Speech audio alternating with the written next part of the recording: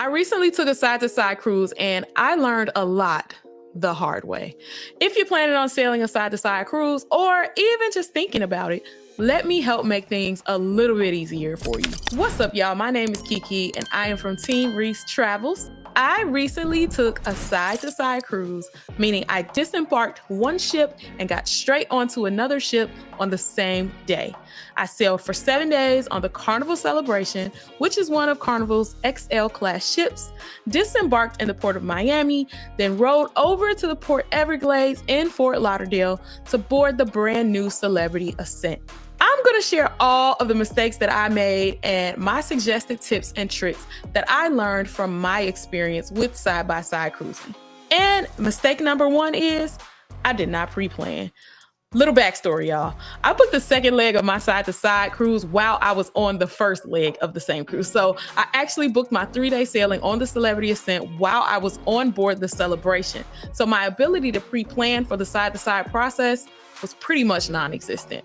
I do not suggest this. Plan this out in advance. Like my mama used to say, do as I say, not as I do. If you're watching this video, you're already pre-planning. So good job. Mistake number two, I did not consider the time of year. My side-to-side took place in the heart of the Thanksgiving holiday. I disembarked part one of my side-to-side cruise on November 26, 2023. That was the Sunday after Thanksgiving, and that exact date currently holds the #1 slot as the busiest travel day in U.S. history. Yeah. Looking back, I probably wouldn't plan my side-to-side on such a known busy travel day if I could help it. I know vacation time and availability sometimes isn't adjustable, but if you're able to, try to plan for a time of year that's not crazy busy if you can. Avoid time periods when schools are out, holidays, etc. if you can. If you can't avoid those busy time periods, avoiding mistake number 3 can still help you. Y'all, I did not do express walk-off from the first leg of my cruise. Do the express walk off for the first leg of your cruise for your side-to-side. Do not, I repeat, do not plan to leave your bags out in that hallway the night before you disembark the first cruise. If you do, you're going to have to wait for your bags to be available in port before you can disembark the ship. And the longer you wait to disembark, the more busy and crowded the port area and the terminal is going to be when you do get off the ship. That means you can incur longer waits to get out of the building. That leads me to number 4. It's not a mistake because I actually got this one right, but it's a touchy one. So don't come for me, okay? Tip number 4 is make sure you have a passport. I know there are a lot of people are probably thinking, well, duh, of course. Yeah, you need a passport. That's a given. But I guarantee there's also some people that are thinking, I don't need a passport. I have a birth certificate. Having a passport is going to make your disembarkation process so much smoother. Many ports have facial recognition, and you can just walk right up to a machine, show that beautiful face of yours, and then you are clear to leave. But if you happen to be using a birth certificate, you're going to be ushered into a different line to exit. And let me tell you, every cruise that I've taken over the last year, that line was 3, 4, sometimes even 5 times as long and was obviously a very long wait. Save yourself the time and trouble. You want to get out of the terminal quickly so you can scoop up some transportation and get to your next destination. If you like cruising enough to jump from one ship straight to another, then you are definitely going to get some use out of that passport. Just get it. Tip number 5, pack accordingly. Make sure your travel documents, whether using a passport or birth certificate, are properly secured, but in a location where you can access them easily. You may have to pull those out to disembark depending on where you are. And you'll definitely need to pull those out to show them to embark on ship number 2, probably a few times, to be honest. Don't pack them inside your luggage. Keep them in a carry-on bag or a purse, not a pocket where they can easily fall out, and not in a big suitcase that you have to lay on the ground and unzip and flip open every time you're ready to get it out. Now, that's the only packing tip I'm going to share, because if you really know me, then you know I'm taking any and everything with me on both ships. I'll leave the packing tips to somebody else because, yeah, I know my strengths and I know my weaknesses. If you know, you know. And if you don't know, I think this is a good time for me to invite you to subscribe to the channel. It doesn't cost you anything, but it helps us so much. Get to know me, my husband Ray, and our son RJ. We would love to have your support. Click that little subscribe button for more fun family travel vlogs, hotel and resort reviews, and tips just like this. And if you're feeling real good, hit that little like button too. Give us a thumbs up. We would really appreciate it. And if you're interested in getting exclusive content like behind the scenes, early access, things like that, go ahead and hit that join button. Y'all, we have 3 easy options to choose from that are going to give you all the exclusive content that you can handle. Now let's get back to the tips. Tip number 6 has to do with your transportation from the port. There's going to be a number of options based on port. Generally, there's Uber, there's Lyft, there's cab service, there's private car service, or there's shared shuttle service. I generally recommend Lyft. However, use your own discretion on this.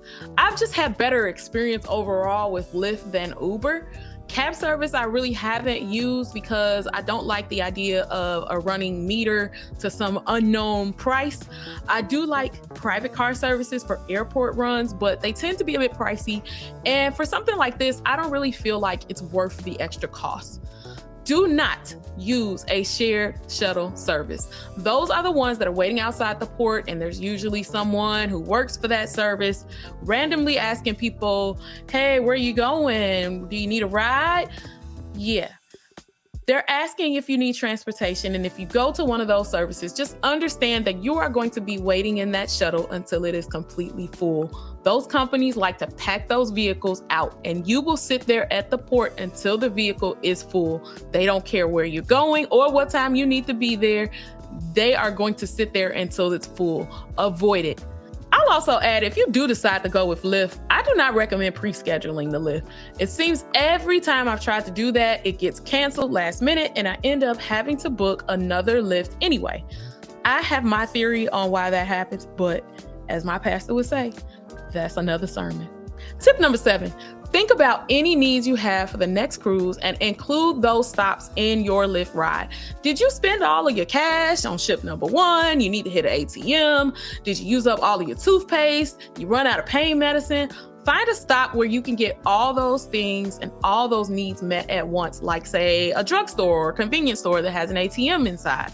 I actually had family with me on the first leg of my side-to-side cruise that had to be dropped off at a hotel. So I got cash at their hotel and then toiletries at the convenience store across the street. Do all that at one place if you can. It's already a really hectic day. Anything else that can make it more hectic should be avoided. Mistake number 8, I made a lot of assumptions that because I was merely going from Port of Miami to Port Everglades and Fort Lauderdale, that this was going to be a quick and easy process. I mentioned earlier that I shifted ships on the busiest travel day in history. The traffic was absolutely horrible, y'all. I waited so long, I mean hours, for our Lyft to show up. That's really the basis behind why I'm pushing so hard for these other first few tips to help you save time, because you just never know what that traffic situation is gonna look like. Even if you don't have to go from one port to another, let's just say you're getting off of a ship that ported in Miami and then getting on another ship that ported in Miami. Don't assume those terminals are going to be within walking distance of each other. You might and probably will need to use some type of transportation. For example, I met Raquel from MH Family Adventures on board the second leg of my side-to-side, and she had done a side-to-side as well. She disembarked the Carnival Magic the same day that I disembarked the Carnival Celebration in Port of Miami, and we each had to make our way over to Port Everglades to get on the Celebrity Ascent. We had 2 very different experiences because our Carnival ships in Miami were at 2 different ends of the port. Because of how bad the traffic was, and because my ship was all the way at the far end of the port, I was riding in my Lyft for a good 30 minutes before we even got to the end of the port where her ship was docked. Your boarding documents for each cruise will tell you which terminal your ship docks in. Make a mental note of how far you'll have to go if you're staying at the same port, and be mindful of the possibility of traffic delays, whether you're at the same port or at a different one. My final mistake and tip for you is this: get some rest, especially on the first leg of your side-to-side cruise, because you don't want to burn out. Listen, it's an exciting time. You get to cruise on one ship and hop right onto another one. It's an extended vacation that allows you to explore 2 ships in one trip, and it's going to be amazing. Do not burn yourself out before you get to your second cruise. Let me tell you, the mistake that I made the last night of the first leg of my side-to-side cruise, I had been on the Carnival celebration for 7 days, and I started getting tired around 7 p.m. on that last night. And I thought, oh no, I cannot be tired. It's my last night on this ship. I'm going to enjoy my last night. So at 7 p.m. on the last night of my cruise, I drank a cup of coffee. Big mistake. Big mistake, because at 7 a.m. the next morning, when it was time for me to get off that ship and move to the next one, I was still awake.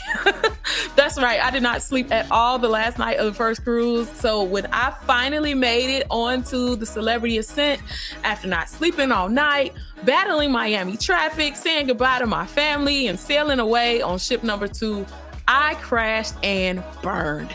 It was not a good situation, y'all. I didn't even fall asleep in the bed. I fell asleep on the deck, and I missed all of the evening activities on night 1 of a cruise that was only 3 nights long on a ship that was brand new and full of some of my closest friends. Get some rest, y'all. Now, you might be thinking, Kiki, this sounds like a lot of work. Why would anyone want to sail 2 different ships side to side? This is an opportunity for me to maximize use of my vacation time and reduce flight costs. I live in Indiana, which means anytime I want to cruise, I have to fly. And as most frequent cruisers will tell you, it's recommended to fly in at least a day before your cruise. That adds a day of travel to every cruise that I take. So by booking a second cruise that I could board as soon as I disembarked the first one, I cut out a full day of travel and flight costs and saved a vacation day. Again, this was also the busiest travel season of the year, Thanksgiving weekend. By extending my stay and taking that second cruise, I moved my flight out from Miami from that Sunday after Thanksgiving to the Wednesday after Thanksgiving, which saved me about $400 in flight costs. Obviously, I made a lot of mistakes, and those mistakes made things a little bit harder on me. But with all the tips I've shared in mind, I would absolutely do a side-to-side cruise again. And you should too. It's something that I think every cruise lover should experience once. Don't do it if you're a first-timer though. Just no. Well, I hope these tips have helped you in planning your side-to-side cruise, or that the mistakes that I made help you to know what to avoid. Let me know in the comments if you're planning a side-to-side cruise, if you're thinking about a side-to-side cruise, or if you've already done one. And let me know if you have already done one. Do you agree with the tips that I shared? And share your own. We're a community here that's here to learn from each other, so we need your input too. Don't forget to like the video, subscribe to the channel for more cruise and travel tips like this.